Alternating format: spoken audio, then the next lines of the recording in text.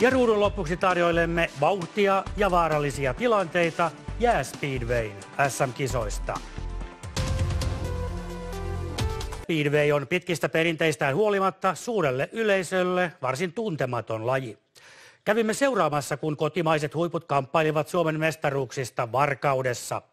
Vauhtia ja vaaratilanteita pelkäämättömät kuljettajat ovat myös melkoisia persoonia.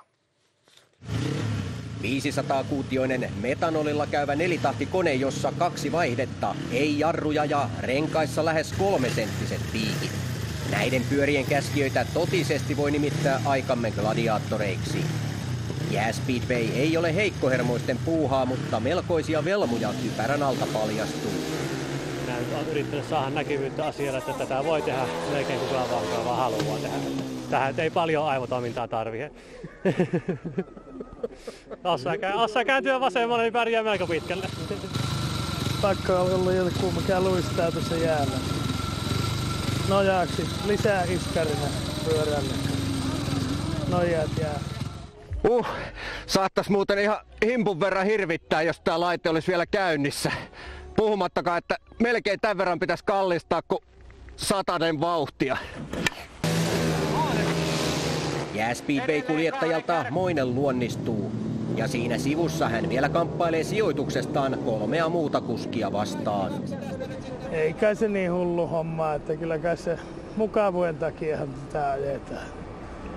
Mukava ajaa lujaa jäällä, niin mikä siinä? Kaikesta tärkein tässä on niinku renkaat, että pitäisi olla sitä pitoa jäähän. Se on A ja O.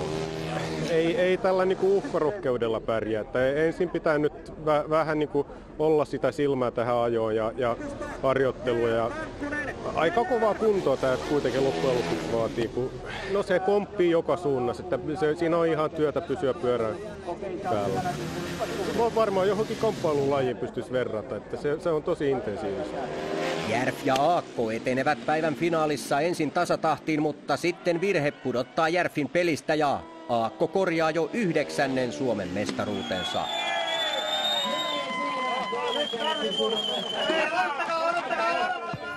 Hurjaa homma.